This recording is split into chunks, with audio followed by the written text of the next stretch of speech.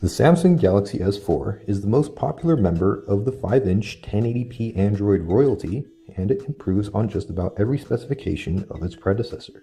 The smartphone ships in a retail box with pretty standard contents. You get an AC adapter, micro USB cable, and a headset.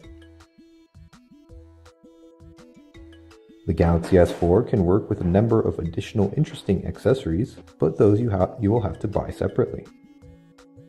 The screen has grown to 5 inches, and the Adobe RGB screen setting provides you with much more accurate colors, solving the unrealistic colors issue of the AMOLED displays of old. With the high pixel density that stems from the 1080p resolution and Super AMOLED's natural advantages, the Samsung Galaxy S4 packs what is arguably one of the best displays on the market right now.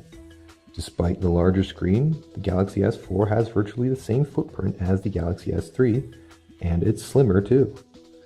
The size of the new Samsung flagship also compares favorably to that of the HTC One, even though the HTC smartphone packs a smaller 4.7-inch screen. The plastic used for the Galaxy S4 has a hyperglaze finish similar to that of the Galaxy S3, but with a new, more sophisticated texture that changes depending on the angle you are looking at it and the available light. It's not the most attractive smartphone around, but it's quite practical as it helps keep the weight in check while allowing Samsung to keep the user-replaceable battery and expandable storage.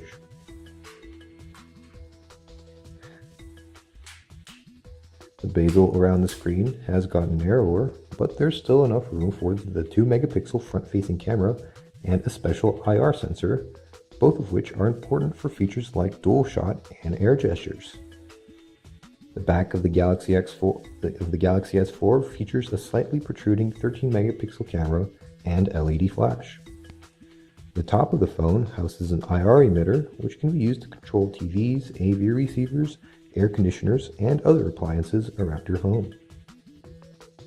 The Samsung Galaxy S4 launches with Android 4.22 Jelly Bean, the latest publicly available version of the Google platform, and it packs the latest batch of exclusive software from Samsung. That includes the TouchWiz interface, which enriched the Android experience not only with major features like multi-window, but also a variety of tweaks and improvements. It starts off with the lock screen. It has widgets, a new feature in Android 4.2, and beautiful photos from TripAdvisor, which change automatically. The shortcuts on the bottom of the screen are disabled by default. The special favorite apps widget on the right has taken their place. You can re-enable them and switch the right widget to the camera as the default Android behavior. The home screen is virtually unchanged, save for a few widgets. Home screen panes can be managed with the usual pinch gesture, and you can have anywhere between 1 and 7 of them. One small change we noticed shows up when adding shortcuts or widgets to the home screen. Small thumbnails of all home screen panes show up at the bottom, complete with the silhouettes of the widgets on them. This makes finding an empty spot for the new widget so much easier. The notification area has been tweaked too. The usual arrangement of toggles, screen brightness slider, and notifications is still in place, but you can view all toggles at once, similar to Android 4.2. To access the full list of toggles, you need to either push the dedicated button when you have opened the notification area already, or simply perform a 2-finger swipe. You can rearrange the toggles, and the top row is always visible. The screen brightness slider can be hidden to save space too. The Samsung Galaxy S4 borrows a couple of features from the Note 2. One of them is multi-window multitasking, which can be enabled by long pressing the back key. It allows for 2 supported apps to run side by side on the screen.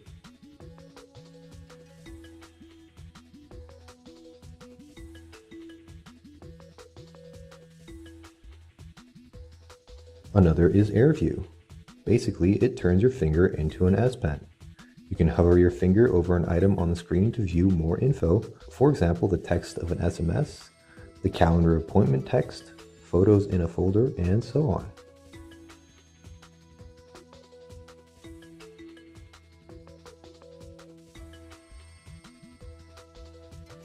Air gestures are a completely new thing. In a Kinect-like twist, the Galaxy S4 can be controlled by waving your hand some distance in front of it. It can be used for scrolling, changing active tabs, skipping songs, and answering calls. The Smart Screen feature grew two new options, Smart Scroll and Smart Pause. The first is an accelerometer-based scroll that prevents accidental scrolling by disabling itself when you're not looking at the screen. The second option, perhaps the more useful one, automatically pauses video playback when you look away from the screen and resumes when you look back. The camera interface has been reworked and is now based on the Samsung Galaxy camera. The interface is greatly simplified and hides most of the features in the mode carousel, which offers helpful images and descriptions to help out new users.